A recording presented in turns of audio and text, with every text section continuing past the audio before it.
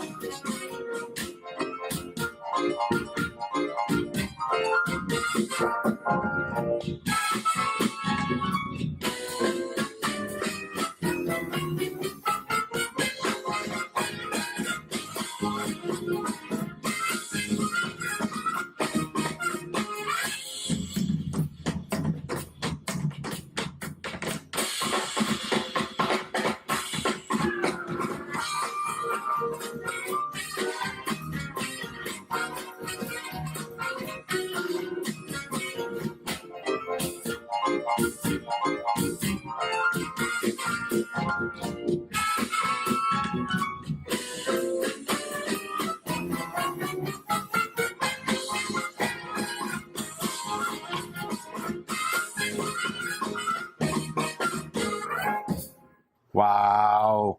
Pretty cool stuff. I don't think I'll play this piano anymore. That was pretty good. Welcome to the show. Special guest, Stephen Kane. Hey. Hello, hello.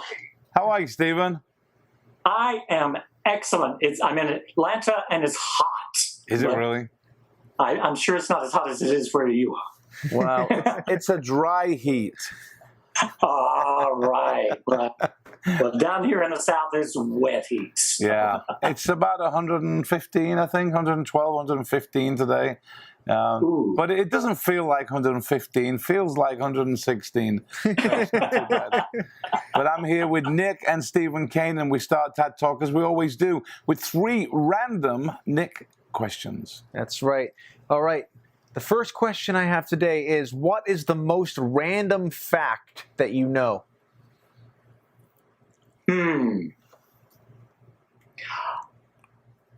I know one that's pretty random that most people may not know. In Japan, they are really into growing and selling the perfect piece of fruit. They actually have been able to grow a square watermelon, but it's inedible. So you just grow it for a gift and say, hey, here's a square watermelon. Wow, thank you so much. And there you go. Wow. Can you imagine watermelon Tetris? Watermelon Tetris. Be amazing. What about you? I got 2 for you. You have 2. 2 random facts. The only 2 places in the world you cannot buy Coca-Cola is North Korea and Cuba. Really? Did you know? Can buy it in Vatican City? You can. Wow. Have you seen, the Pope knocking that stuff back? Yes. It's called Pope Coke. Pope Coke. Pope Coke. Pope Coke. And here's another random fact.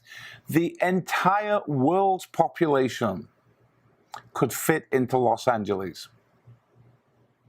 Didn't know that, did you? Oh my gosh. Final one. I've got one more for you. Jesus. All right.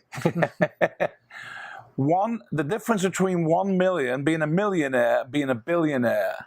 If you can't quite grasp it, 1 million seconds is 11 days. 1 billion seconds is 32 years.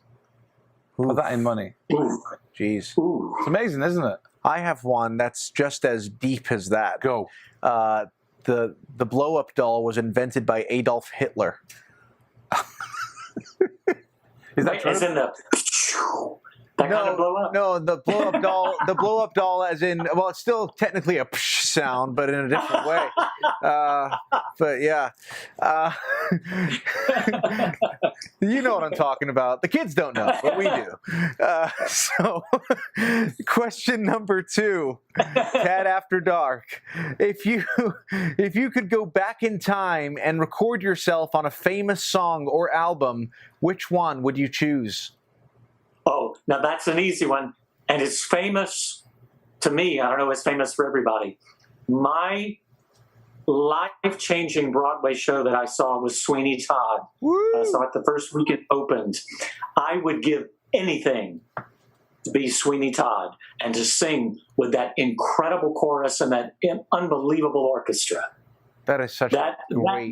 That's an easy answer for that one, Sweeney Todd. Interesting. Anything Stephen Sondheim really would just be a dream. He's incredible. Mm-hmm. Yeah. So what's the question? You go back and you can sing on that album? You can sing, you play piano, you can play triangle, you can just do one clap and you're done. Doesn't matter. Well, mine would be I'd go back and play piano on I'm a Rider, Not a Fighter Okay. album. You have no idea who did that, do you? I do not. No. Gilbert O'Sullivan. Oh. Gilbert O'Sullivan The only album. one I know is the Berry Vest. Yeah, the berry vest of Gilbert. But in all seriousness, I would love to have gone back. I'm trying to remember the name of the session, but it was Nelson Riddle when Sinatra did Strangers in the Night and that whole time. And go and sit in that and just sing those standards. Oh, yes, with those arrangements. Yeah, amazing. Yeah. About you? I would probably go back and record on Hi-Ho from Mary Poppins. It's not from Mary Poppins, from Snow White and the Seven Dwarfs. Yeah.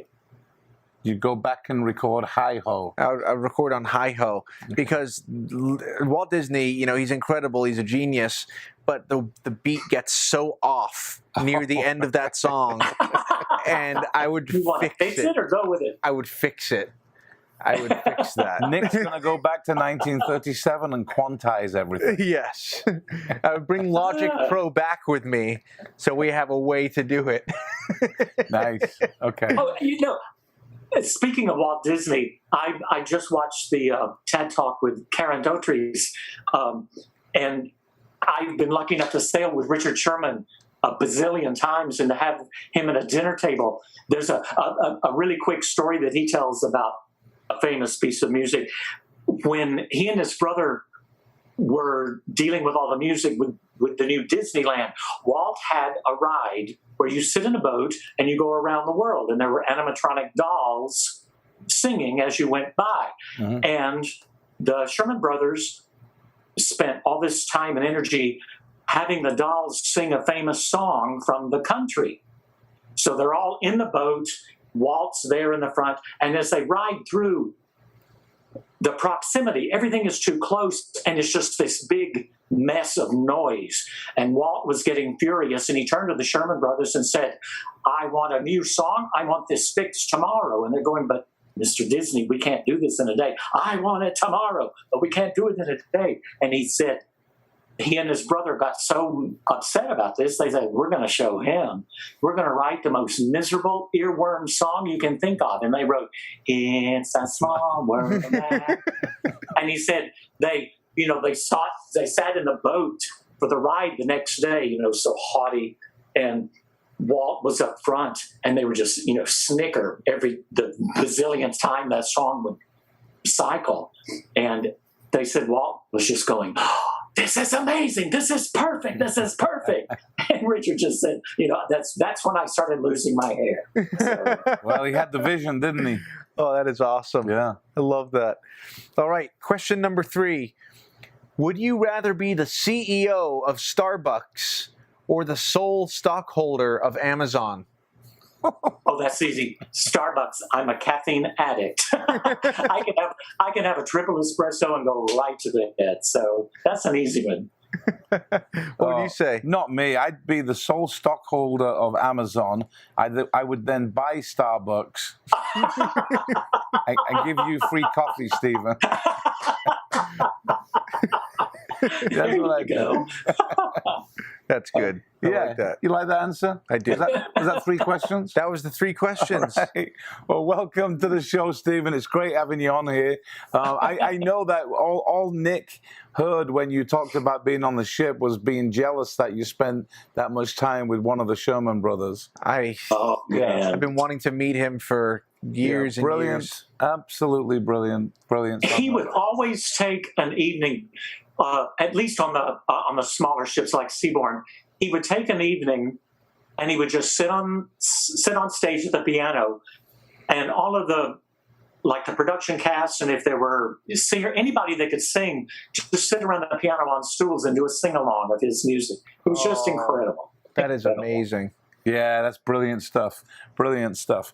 Well, Stephen, it's great having you on the show. Obviously, we represent you all around the world on the cruise ships when we can sail. But how did it start for you? When did you start learning and playing the piano?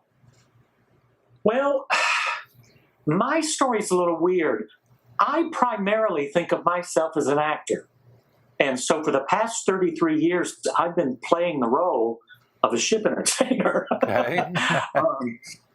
I grew up in a very small town in Alabama, not much exposure to the arts at all, except there was a little lady in town who had taught piano with Juilliard.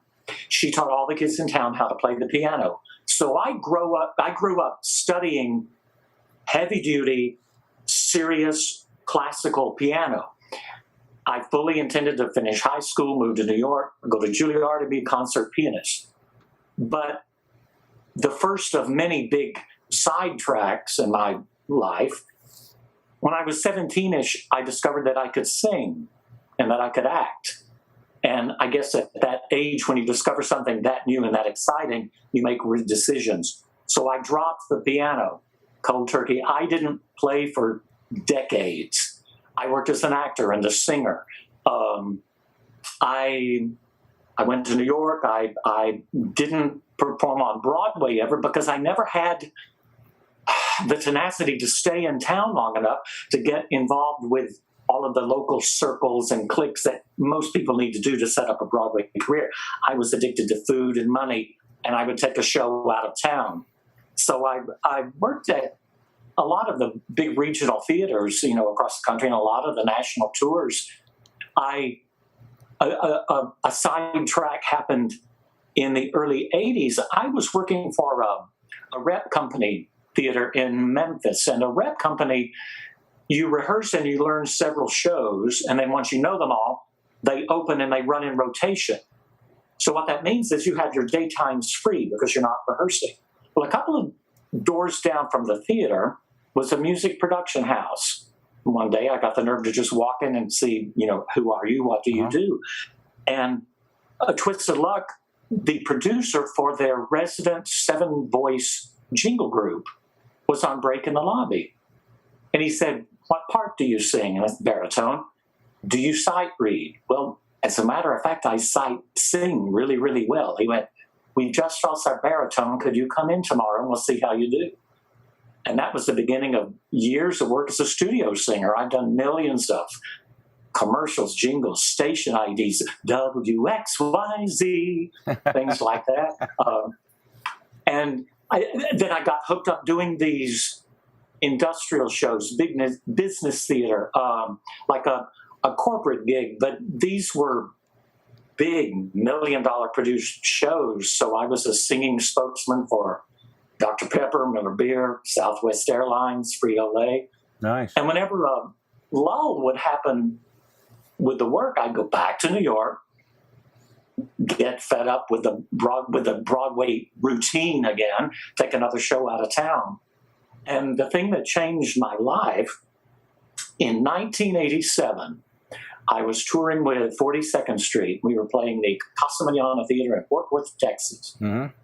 And after the show, I met a guy who produced entertainment for cruise ships. And he said, I am looking for a featured singing act. You'll also front a production show. I said, well, production show, that's no big deal. That's what I do. But I don't really have an act, and I certainly don't have charts, arrangements. And he said, well, if you'll give me a set list, I'll give you all the charts you want. Mm-hmm. So I took a ship contract. It was 4 months, Hawaii, Tahiti, Australia, New Zealand. It was with a line that doesn't exist anymore, a Greek company called Royal Cruise Line, not Royal Caribbean, but just Royal. And on that ship, I met F. Abramson, who was the head of Branson Entertainment Bureau, Yes. which was the genesis of, you guys with your cruise division. And through F, I branched out to other ships, other lines, other companies. Along the line, I met Jan. She started booking me with Celebrity and other lines. So for 19 years, I worked as a feature singer act. And the last bit of the story, in the mid-2000s, what I did started falling out of popularity a little bit. I did the big, heavy Broadway material. And this was the same time that a lot of the ships were starting to invest money in the fancy theaters and all the stage toys and all of the super, super big shows. Mm-hmm. So, say one night I would be singing, for example, Phantom of the Opera. The next night, the production cast would do it, and a guy would be paddling the boat on the Lake of Fog. And the market for singers started to slump. Mm. So I had a few conversations with Jan, and I said, I think I'm going to jump back to my childhood and see if I can still play the piano. I practiced my ass off and learned that, well, first of all, you don't get your technique back after stopping 30 years. Yeah. But I wrote 2 shows, which wasn't easy because, and you guys will understand because you play, I was a heavy-duty classical guy. I don't play by ear. I can't sit down and play Happy Birthday without the music. So when I wrote shows, I had to have them written, memorized, and learned. I do a Piano Man set, Billy Joel, Ellison, John Ray Charles. I found some guys that could listen to the original artists and transcribe note for note what those guys played and write it on the music. Then I just simply see it and go, oh, okay. I guess because I spent a couple of decades as a reasonably successful ship entertainer, and 99.9% because Jan is a brilliant agent. Yeah. The lines took a chance on me, and they booked me. And they were very patient because the first couple of years I wasn't really that good. But, I got everything under my belt. I learned what I was doing, and I've been a piano act now for 14 years. And the thing that clinched the difference, that opened the doors and made it all happen, I had a conversation with an old theater director. Never in my life had I ever had stage fright, ever, until I started doing a new piano act. And in the wings, it was terror. I mean, knee-knocking terror. And in this conversation, she said, well, first of all, you've got to realize an audience on a ship, like an audience on a holiday, they don't come to the show for soul-lifting, inspiring, glorious, perfect music. They're there to be entertained. Stop concentrating on your ability and start worrying about entertaining people. Yeah. And what you feel is stage fright. Take all of that angst, that energy, that terror, and since you're an actor, convince yourself that instead it's excitement. You can't wait to get out there and entertain these people. Yeah. And it just clicked in my mind. And so now, I mean, I bill myself as a piano entertainer, but I'm an entertainer who is at the piano. Who's acting at being it. Well, you're doing a great job, obviously, and you're right. You touched on Jan, who's a brilliant agent, and of course, F. Abramson, who's just iconic in our industry. When we come back after the break, I'm going to talk to Stephen. We're going to talk to Stephen about that background of his, because we're always interested to see what people have behind them, and he's got a lot of stuff. We'll see you after the break.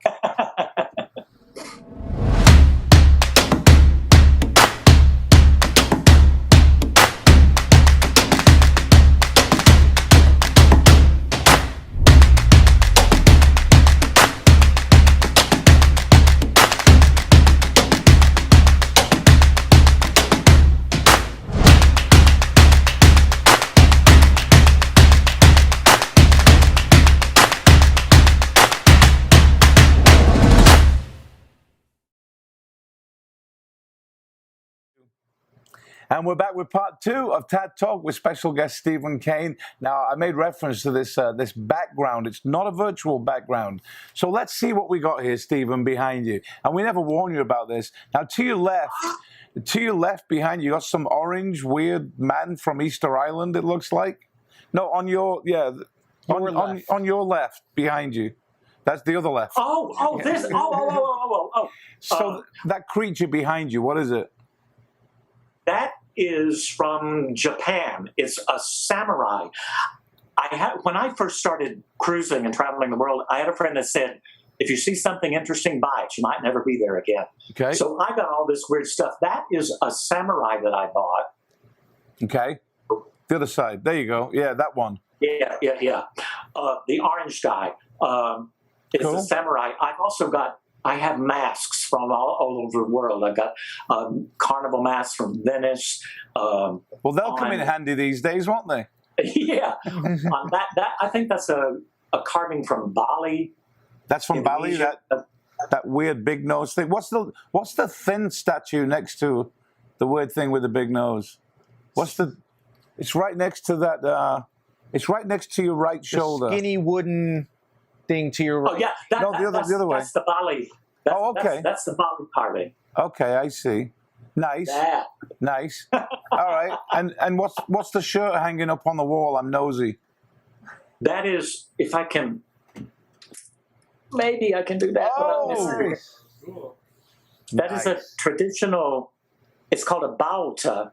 It's one of the traditional Venetian carnival masks. Nice. It's always interesting. It's always interesting. We've had Heath H on the show, and he has about 2,000, 3,000, 4,000 Star Wars figurines behind him. Crazy stuff. It's crazy stuff. What's if you're zooming from home? What's in the background of your? Probably my crazy puppy. Oh yeah, Kenny Doggins. Kenny Doggins is always running around, squeaking his toy and climbing up the couch and knocking the cushions down and begging for Dad's attention and all that stuff. And if he's in the cage, he's whining, so we have to leave him out. And he's tearing down the curtains and barking, and it's just a shit show. It is. By the way, anybody watching, if you tweet, go on and tweet TADTalk, and you'll see those tweets on our social wall. And this is our social wall featuring all the guests that we have had and have coming on TADTalk. And on there you can see Michael Hanrahan, who has 3 paintings in the Royal Collection, and Chuck Wagner there, and yesterday's show. June Field, pretty amazing stuff. Hey, Stephen, in terms of career, I'm talking piano now. Do you have any heroes, any idols in the music world from a piano perspective that you look up to? Oh God, Billy Joel, and I mean that's almost passe to say that, but it's like when he plays, it's not a man at the piano. It's just one big entity all in itself. Yes. It's like he plays straight from the heart into his fingers. And it's something I aspire to and try to do. I play with my eyes closed a lot, because that way I can shut out the world, shut out my fingers, shut out the keys, and just concentrate on the music and try to make everything. But yeah, I get all that from watching Billy Joel. No, it's great. You say you play with your eyes closed. The audience, my audiences, watch with their ears closed, usually. I think my dad and I... Some of your people. My dad and I are arguably two of the biggest Billy Joel fans that have ever walked this earth, and all my I know, that's why I hesitated to confess that. all my friends growing up in high school and stuff, I always said, listen to this Billy Joel song, because I don't want to give away my my age here, but I was born on the same year that Billy Joel released his final album. Oh my God! And I've loved him ever since I first heard him, which was very young. So crazy, incredible.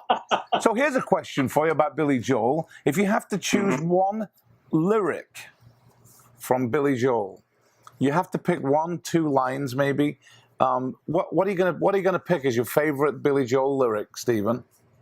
And yes, the question's coming to you in a minute. It would have to be from my favorite Billy Joel song, which I've never performed because it's not theatrical, is "And So It Goes." Oh, what a song! And it would be hard to pick a phrase. In every heart there is a room, a sanctuary, safe and strong. I just love that in the lyrics of that whole song are just absolutely glorious. Fantastic. What about you? I think the best lyric in that song is either the very first one or the one that says, "So I will choose to be with you as if the choice were mine to make, but you can make decisions too, and you can have this heart to break." Incredible. Incredible.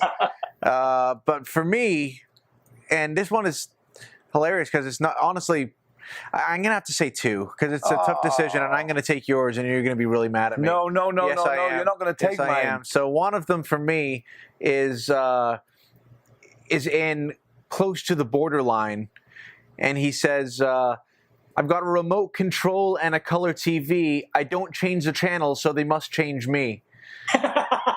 That's a great line. And then the other one that my dad's going to be really angry that I took is from Summer Highland Falls. And it's the very first line. They say that these are not the best of times, but they're the only times I've ever known.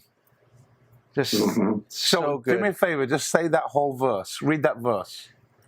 They say that these are not the best of times, but they're the only times I've ever known. And I believe there is a time for meditation and cathedrals of our own.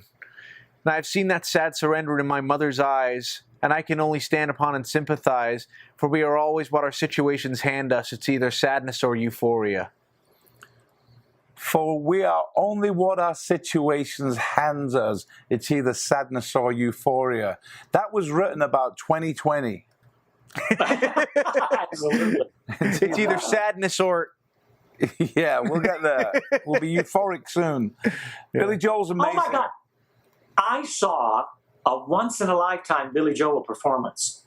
I was walking home through Central Park one day, and there was a crowd forming, and I followed it, and Garth Brooks was doing a free concert in the park that they were recording for Showtime. And his big hit at the time was Shameless, which is a Billy Joel song. And as a treat, they brought out unannounced Billy Joel. And so Billy Joel and Garth Brooks did Shameless. And then they cut to commercial as they were filming, and Garth said, everybody hang on, we have to wrap up the show for the filming, but we're going to stay here and play all night. And Billy Joel and Garth Brooks did an off-the-cuff concert free in Central Park, and it was unbelievable. Oh, my God. It's unbelievable. Can you imagine? Yeah, it's been, we've seen, how many times have we seen Billy live? Oh, I can't even tell you. I surprised my dad with tickets to his 100th concert at Madison Square Garden, where he brought Bruce Springsteen on at the end and did 3 songs with him. Oh, Yeah, so good. He's very, very good. Stephen, it's been great having you on the show.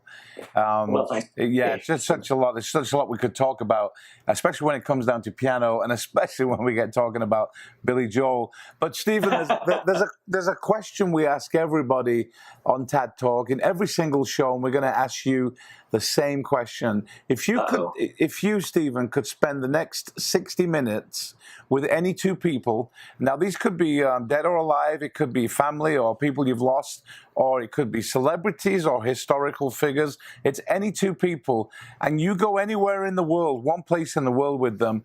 Who would you like to spend the next hour with? Where are you going to go with them, and what are you going to talk about? I'm going to confess to being a theater person. Okay. I would be with Leonard Bernstein and Stephen Sondheim the night before West Side Story opens, having a drink at Sardi's and just sitting back and listen to them tear their hair out, wondering if the show is going to be a hit. That's great. Can you imagine? That would be incredible. Now, would you sit there and do all the talking, or would you sit there and do all the listening? I don't think I'd be able to do anything but listen. From the stories I've read about those two, they were great buddies and great drinking buddies, but they fought like cats and dogs. So wow. I might try to stir them up a little bit if they slow down. That's amazing. That's great. Talking about theaters and people you admire, we recently went to beginning of this year, went to the UK and saw Back to the Future, and while we were there, we got to meet Alan Menken and Bob Gale. Alan Menken? Not Alan Menken, Alan Silvestri, and Alan Silvestri, right? Alan Silvestri and Bob. Alan Gale. Silvestri and Bob Gale. Although Alan Menken, I have met as well. Yeah, you did meet Alan Menken. Yeah. Really? Yeah, that was. I saw one of my really good friends, Katrina, bought me for my birthday, my 21st birthday, tickets to the opening night of Hunchback of Notre Dame at La Jolla Playhouse in California. And man. Yeah, Alan Menken was there, obviously because it was opening night. No one had ever seen it, and no one knows what he looks like unless you're a musical theater person. Everyone just knows his music. So it was as Katrina and I were walking up to the front door, we kind of looked at each other at the same time and said, "This is opening night. Do you think Alan Menken will be here?" And as we said it, he comes walking out of the front doors, and literally, I remember Katrina just went like this with her hand. She was like, and just grabbed my arm, and it was incredible. Such a down-to-earth guy. He's amazing. Yeah. And what a show. It's my favorite musical now. Yeah, it's so good. Amazing stuff. Well, Stephen, this has been great. Thank you for being on the show. We can't wait to get you back on those ships and doing what you do best. Yeah. And that's entertaining our people around the world. Thanks to everyone for joining in. This was episode 101. I'm still recovering from 100 yesterday, but this has been a great show. We will see you with our next episode of TADTalk. Thanks again, Nick. Thanks, Stephen. Thanks for joining us. We'll see you on the next one. Bye.